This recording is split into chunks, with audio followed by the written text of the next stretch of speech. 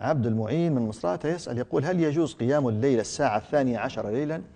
قيام الليل يبدأ وقته من عند غروب الشمس إلى أذان الفجر، يعني حتى نعرف الثلث الأخير نحسب الليل، ولا لا أقصد قيام الليل. الليل يبدأ من غروب الشمس إلى طلوع الفجر. كم ساعة؟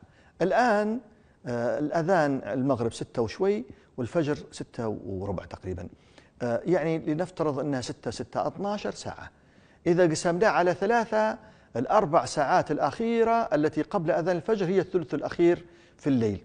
هذا أفضل أوقات قيام الليل، ولا يعني أن قيام الليل لا يكون إلا هنا، لا. قيام الليل يبدأ من بعد صلاة العشاء إلى أذان الفجر، يعني بمجرد ما تقول السلام عليكم من صلاة العشاء دخل وقت قيام الليل. في إمكانك تصلي بعد صلاة العشاء وتكبر وتصلي ما شاء الله لك أن تصلي، كله قيام الليل، لأنه قيام في الثلث الأول من الليل، وهناك قيام في منتصف الليل، وهناك قيام في آخر الليل. الذي كان يحبه النبي صلى الله عليه وسلم ويكثر منه هو الذي في الوسط، هو الذي في الوسط. فقيام الليل من بعد العشاء إلى أذان الفجر، وإن شئت قمت بركعتين أو 4 أو 6 أو 8 أو 10.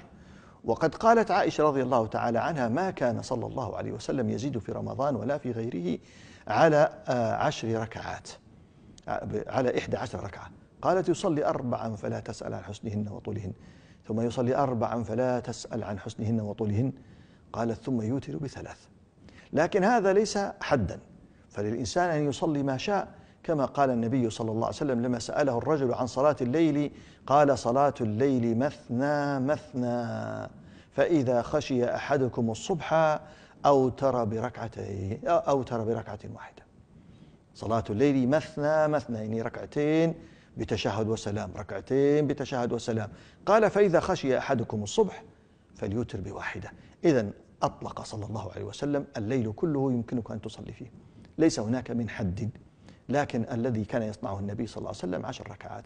فلك أخي الكريم أخي عبد المعين أن تصلي قيام الليل وتركع ركعاتك من بعد العشاء إلى طلوع الفجر كما تشاء في أي لحظة تشاء، وهو فضل من الله عز وجل، زادك الله حرصا وعلما.